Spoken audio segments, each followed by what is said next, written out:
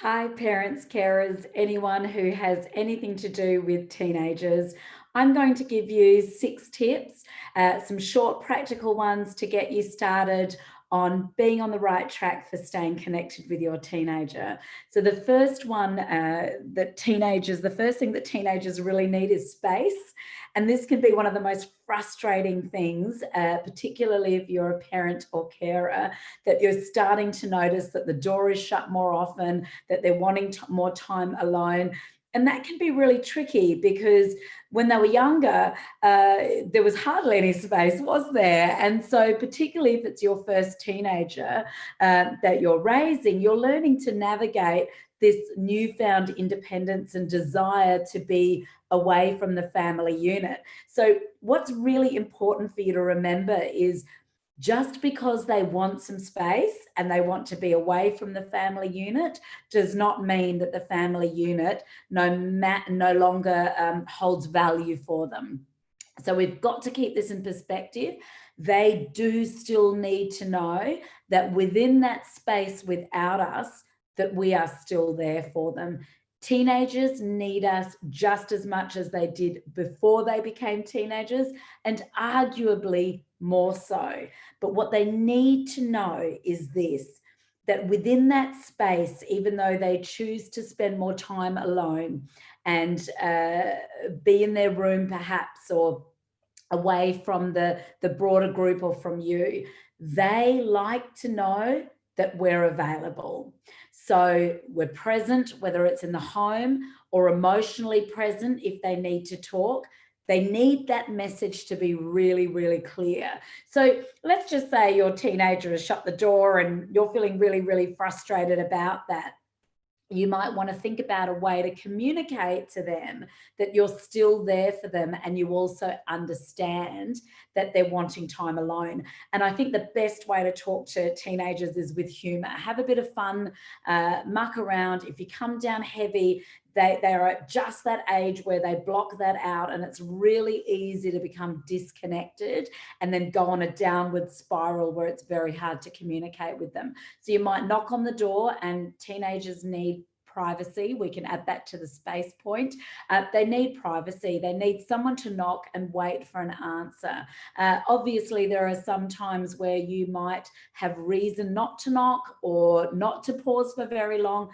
But broadly speaking, it's a way of showing mutual respect and forming a deeper bond. It's saying, I respect your privacy, you're growing up and you need your own space. So you might knock on the door, and they might ask you, for time, or they're doing something, or they're busy, and just say, hey, I know you've got heaps of homework to do, I know you've got things to do, or I know you want to be alone right now. I just want you to know I'm always here for you, and let me know if you want to chat, or go and do something, because I'm here for you. So you just express it, you add some humor. I know, I might say something.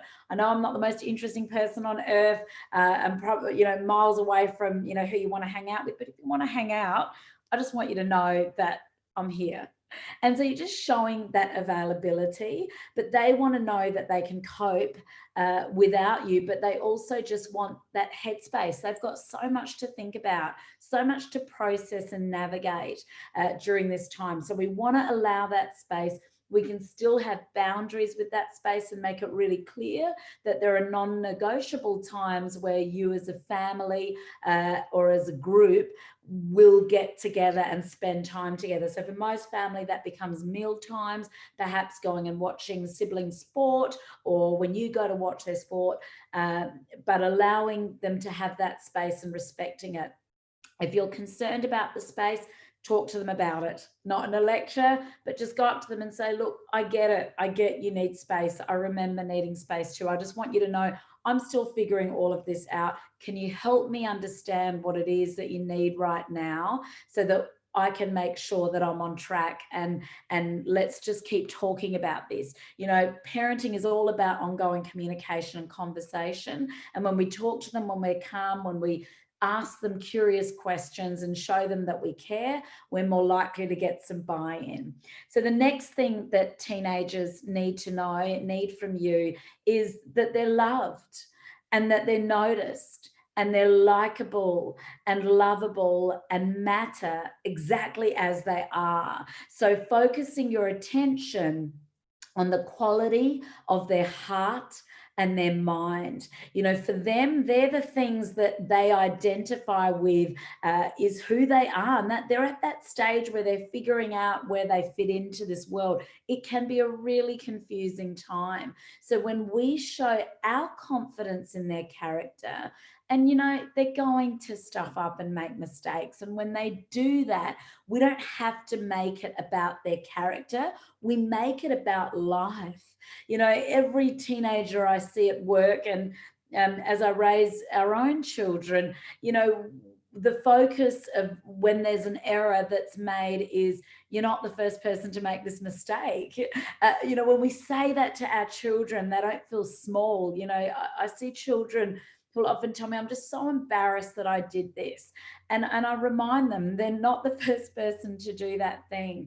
And we want to help our teenagers keep their sense of character and those beautiful values you've raised them with intact. So focus your attention more on their character, their values, their strengths, the things you love and like and admire in them, and less focus on their external achievements, like their success at school or in sport, or their appearance or any of those things, because all of those things, they don't hold the same value, and they can be taken from all of us at any time. So we want to focus on the steady places and really show them you get their character.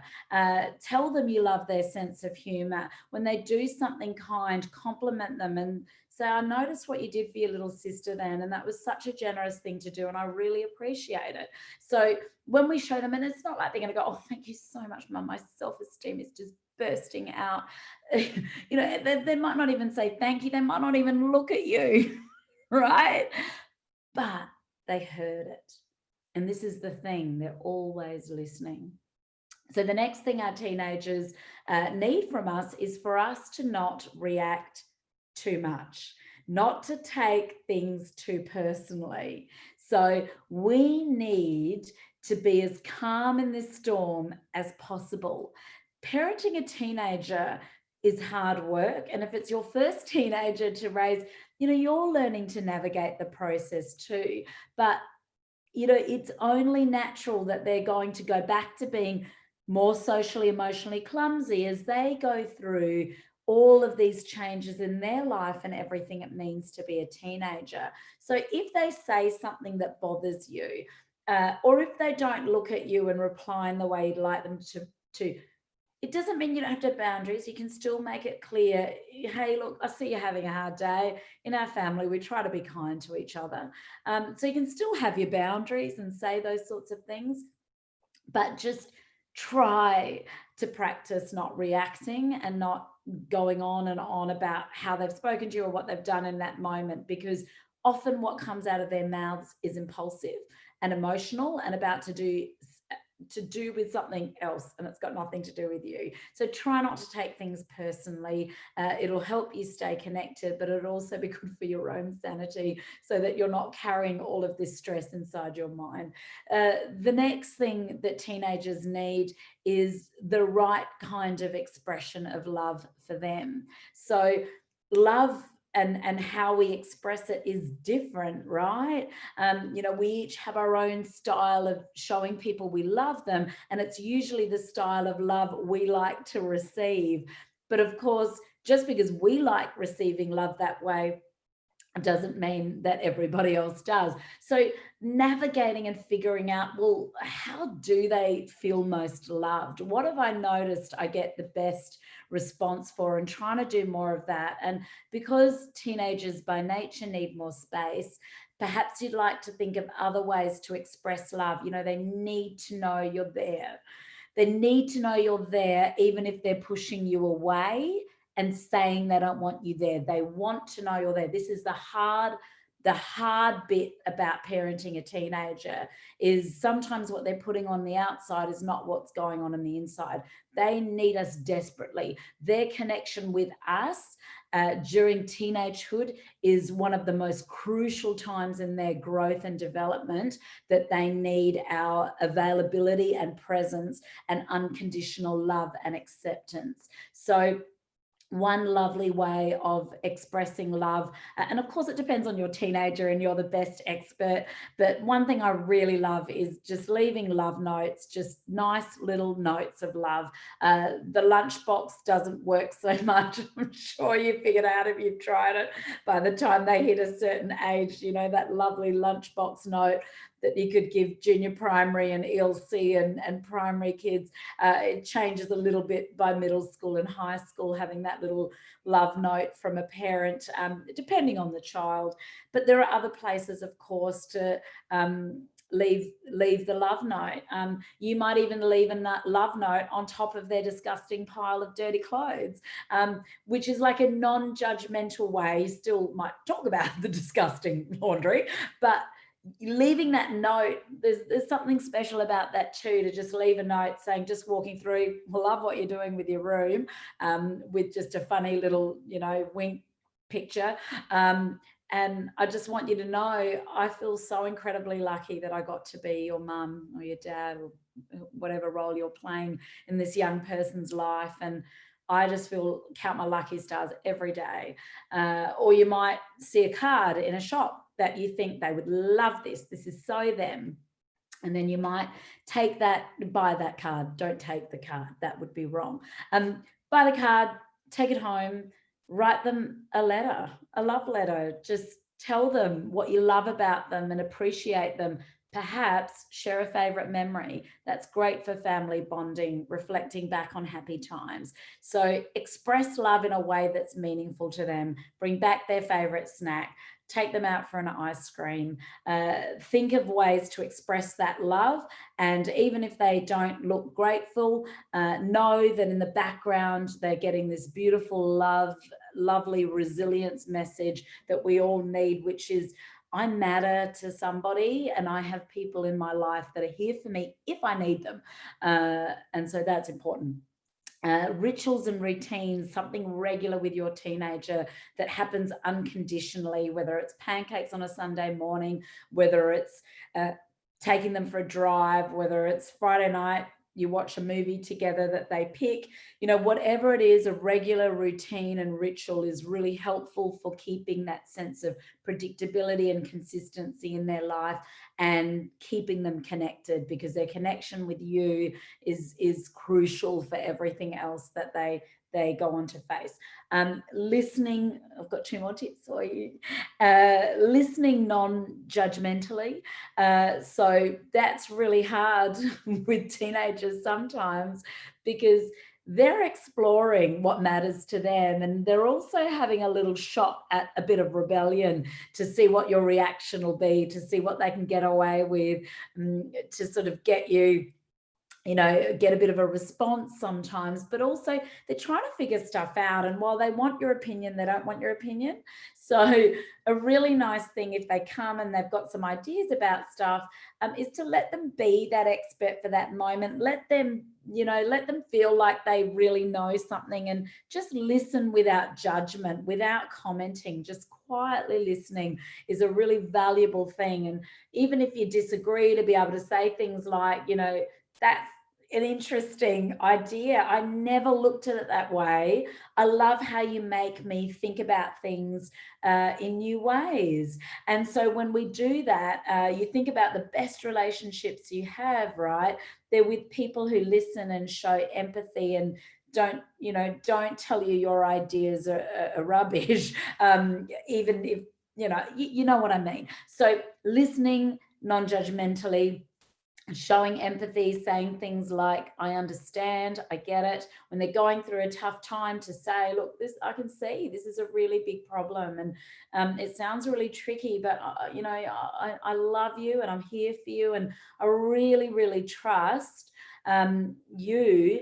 in good time to be able to handle this, because teenagers really need to know that we see them, that's another tip, as capable of doing life, and that we are not the expert in their life. We are certainly a loving, supportive, compassionate presence in their life with some life experience and knowledge that we can share at the right time.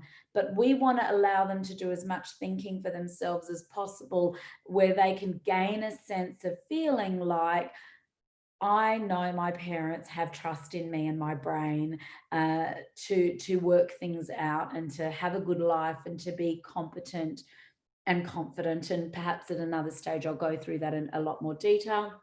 So that's just a handful of tips which I hope have been helpful to stay connected with your teenagers and really think about what it is they need from you. To wrap it up, what they need from you most is your presence, whether it's your physical presence or your emotional presence. They need to know you're there for them. They need to know you're on their side. They need to know you're available and that you love and like and accept them unconditionally for who they are, and are willing to have the tough conversations when there are challenges between you, where you can say, look, I think we're having a hard time. Can we talk about it? Because I love you so much. And I really, really want us to work this out. So I wish you all the very best. I thank you so much for listening. Please join me at Positive Minds Australia on Facebook, or follow this YouTube at Madhavi Nawana Parker. I'd love you to join the conversation, and we'll explore a whole bunch of different things in this space in the years and months to come. Thank you. Bye.